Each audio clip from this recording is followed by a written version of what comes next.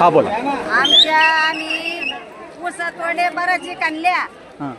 आम्ही तुम्हाला मतदान दिलं. कशासाठी दिलं की आमचे मुलं बाळ सुखी राहा याच्याकरता आम्ही मतदान केलं. मग तुम्ही बेमान होता काय? तुम्हाला आमची उद्या गरज नाही का?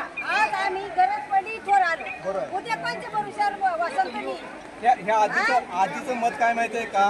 जेव्हा तुमच्या पाहू नका, आमच्या मुक्त पहा आणि आम्ही उद्या तुमच्यावर ध्यान ठेवू. आम्ही आता कायद्यावर बोट ठेवणार म्हणजे ठेवणार. निश्चित बीजेपीला मतदानच करायचं नाही पुन्हा. आम्हाला कायदा दाखवला आणि कायद्यावरच बोट ठेवणार. एकदम बरोबर आहे. आपल्या मराठा समाजाला पहिल्यांदा एक नेतृत्व भेटलंय, मनोज जरांगे पाटील.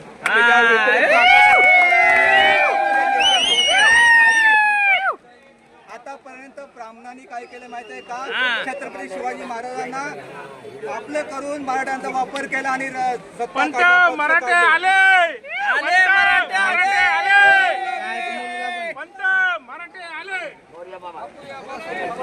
आणि आता आईचा मुलगा पण आहे. अच्छा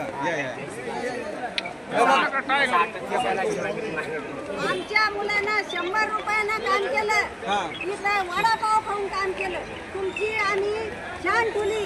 तुम्हाला आम्ही मोठं केलं. तुम्ही आमच्या मनोज दादाला का तुम्ही उपोषणाला बसवलं? आम्हाला आरक्षण पाहिजे होतं.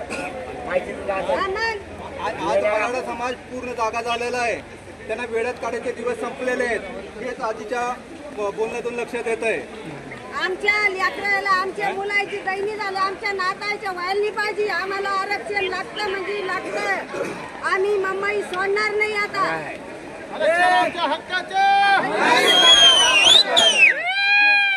कोण म्हणते देत नाही, घेतल्याशिवाय राहत नाही. आज सन्माननीय संघर्ष योद्धा मनोज जरांगे पाटील साहेब यांच्यासोबत लाखो मराठे मुंबई आझाद मैदान ह्या ठिकाणी मराठा आरक्षण करता ह्या ठिकाणी आलेले आहेत. या ठिकाणी माझी आई असेल, माझे वडील असेल, आमच्या गावातले अनेक महिला भगिनी, पुरुष मंडळ या ठिकाणी आवर्जून उपस्थित आहेत. मागेही जेव्हा सन्माननीय मनोज जरांगे पाटील साहेब यांचं आंदोलन वाशी या ठिकाणी APMC मार्केटला थांबवलं होतं, त्या ठिकाणी सुद्धा माझे आई वडील आणि आमच्या गावातले अनेक मराठा बांधव उपस्थित होते. सरकारला ही कळकळीची विनंती आहे की तुम्ही आम्हाला EWS दिलं, आम्हाला ते नको आहे. आमचं जे हक्काचं आहे, आमचे विदर्भातले जे मराठा बांधव आहेत त्यांना कोणते तुम्ही कुणबी प्रमाणपत्र आहेत. आमचे अनेक बांधव आहेत त्यांना कुणबी. आम्हाला आम्ही शेतकरी आहेत आणि आम्हाला तुम्ही मराठा कुणबी हा सरसकट एक GR काढून सर्व महाराष्ट्रातील मराठा बांधवांना मराठा आरक्षण लागू करा. आम्हाला कुठलाही एक्स्ट्रा 50% वरती कुठल्याही आरक्षणाची आवश्यकता नाही. आम्ही ते घेणार सुद्धा नाही. आम्हाला एकच पाहिजे, आरक्षण पाहिजे 50% आतमधलं ते OBC आरक्षण. आणि त्याच आरक्षणामध्ये आमच्या मुलाबाळांचं, आमच्या सर्वांचं भलं होणार आहे. की दादा सरळ सांगताय की मराठा समाजाला वेळात काढायचे दिवस संपलेत. राजकारण्यानं एक मराठा आता OBCतून मराठा आरक्षण देणं हे तुम्हाला अनिवार्यच आहे.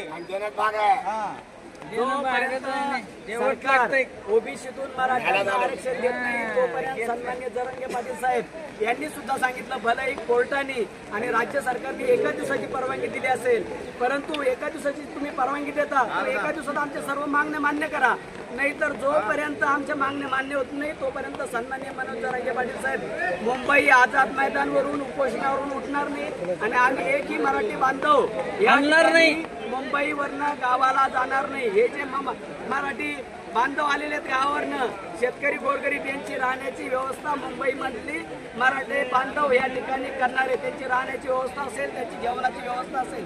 रात्री सुद्धा हजारो मराठा बांधवांचा आम्ही डोंबिवलीमध्ये राहण्याची जेवणाची व्यवस्था केलेली आहे. याही ठिकाणी अनेक आम्हाला जिल्ह्यामधले मराठा बांधव भेटले. त्यांना आम्ही सर्वांना आश्वासित केलं की तुम्हाला पुढील जेवढा दिवस राहायचंय तेवढ्या दिवस तुमची राहण्याची आणि जेवणाची व्यवस्था आम्ही करतो. हे कशासाठी करतो?